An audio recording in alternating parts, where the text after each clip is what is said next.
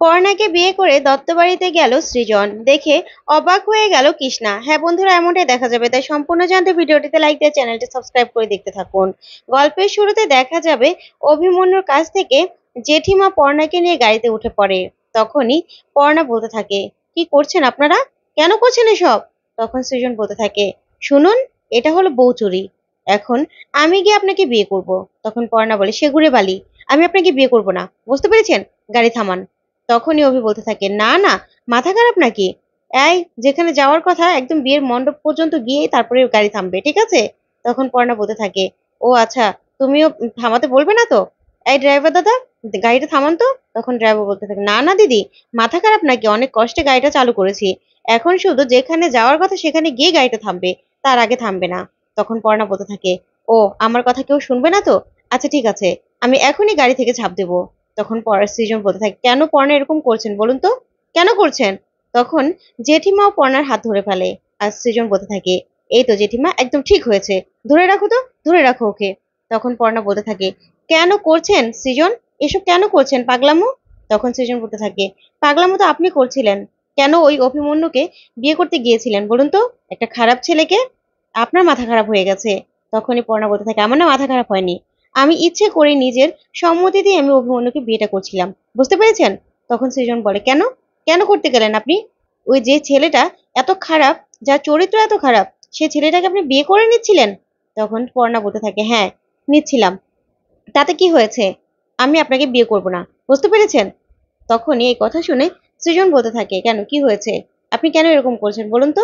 তখন পর্ণা বলতে থাকে, আমি চাই না, আমি, আমার জন্য আপনার সংসার ভেঙে যাক, তাই তো আমি আপনার থেকে দূরে যেতেই, দত্তবাড়ি থেকে দূরে যেতেই অভিমন্যুকে বিয়েটা করছিলাম।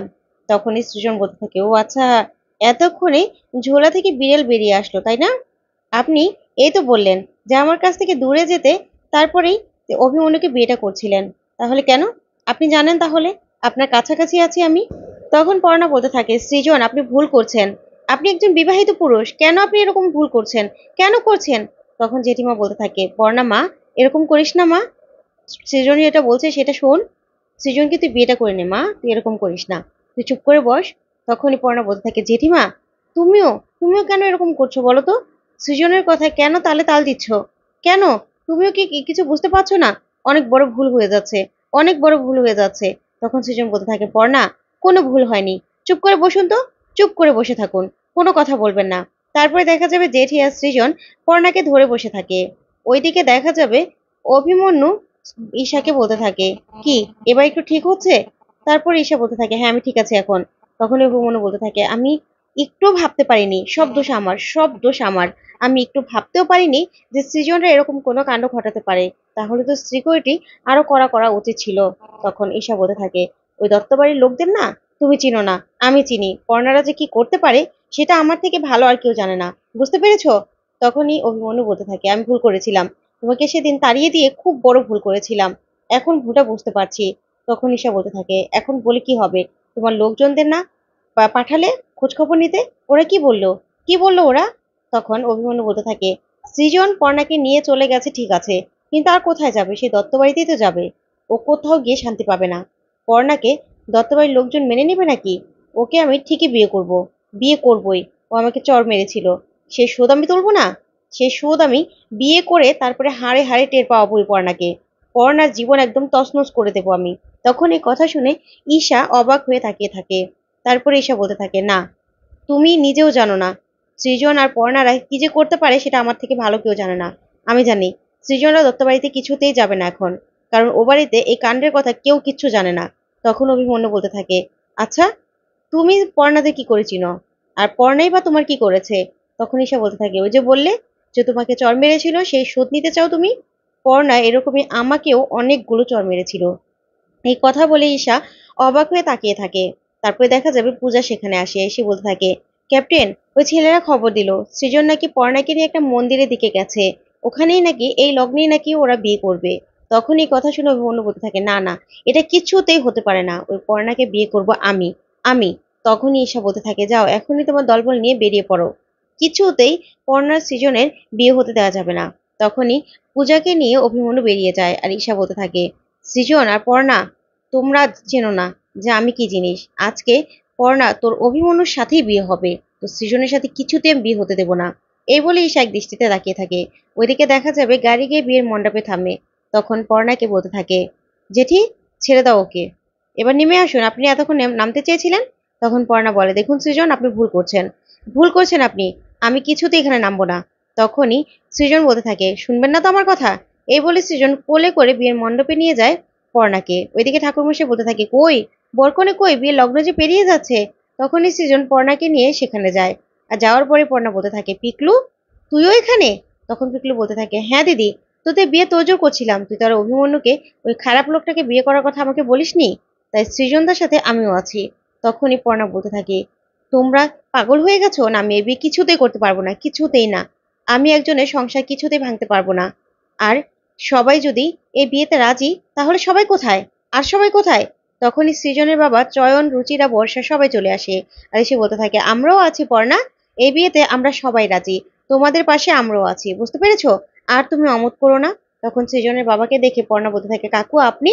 তখন সৃজনের বাবা বলতে থাকে, হ্যাঁ পর্ণা, আমিও চাই তুমি আমার ছেলেকে বিয়ে করো। তখন এই কথা শুনে পর্ণা অবাক হয়ে যায়। তারপরেই সৃজন বলতে থাকে, হ্যাঁ পর্ণা, প্লিজ তুমি না করো না। তখন পর্ণা বলতে থাকে, না আমি কিছুতেই বিয়ে করতে পারবো না। তখন সৃজন বলতে থাকে, তুমি না করো না, প্লিজ না করো না। তারপরে ঠাকুরমশাই বলতে থাকে, বিয়েটা শুরু করতে হবে তো, আগে শুভদৃষ্টি যখন হয়েই গেছে, মালা বদল হবে। তখন সৃজন মালা পরাতে গেলে পর্ণা বলতে থাকে, না এই বিয়ে আমি কিছুতেই করতে পারবো না, এত বড় সর্বনাশ আমি কিছুতেই করতে পারবো না। সুইটি বৌদির সংসারটা আমি কিছুতেই ভাঙতে পারবো না, সুইটি বৌদির চোখের জল আমি কিছুতেই দেখতে পারবো না। তখন বর্ষা বলতে থাকে, পর্ণা, পর্ণাদি, সুইটি কাঁদছিল নাকি? তাহলে সেটা ওর নাটক, বুঝতে পেরেছো? তখন পর্ণা বলতে থাকে, না নাটক না। তখনই সৃজনের বাবা বলতে থাকে, তুমি ভুল করছো পর্ণা, তুমি জানো না সৃজন তোমাকে কতটা ভালোবাসে, তুমি প্লিজ এরকম করো না। তখন পর্ণা বলতে থাকে, না সুইটি বৌদি আমার কাছে কাঁদতে কাঁদতে বলেছিল সে সৃজনকে কতটা ভালোবাসে, আমার জন্য তাদের সংসার ভেঙে যাচ্ছে। তখনই সৃজন বলতে থাকে, পর্ণা এটা কবে হয়েছিল? তখন পর্ণা বলতে থাকে, সেদিন রাতে, সেদিন রাতে আপনাকে আমি বের করে দেওয়ার পর সুইটি বৌদি আমার কাছে এসেছিল। তখন উনি আমাকে বলল, আমি শিক্ষিত, আমি সুন্দর, তাই নাকি তাদের সংসারটা ভেঙে যাচ্ছে। সে শিক্ষিত নয়, সেই জন্যই নাকি আপনারা সুইটি বৌদির দূরত্ব বেড়ে যাচ্ছে। না এটা আমি কিছুতেই হতে দিতে পারবো না, একটা মেয়ের চোখের জল আমি কিছুতেই দেখতে পারবো না, তাহলে যে আমাকে পাপ দেবে। তখন সৃজন বলতে থাকে, না পর্ণা কিচ্ছু হবে না। তখন পর্ণা বলতে থাকে, না এই বিয়ে আমি কিছুতেই করবো না। এই বলে পর্ণা চলে যেতে লাগলেই চয়ন এসে শুয়ে পড়ে রাস্তায় আর বলতে থাকে, তাহলে আমার উপর দিয়ে যেতে হবে। তখনই সৃজনের বাবা বলে, সৃজন রে, এটা একদম ভালো বুদ্ধি।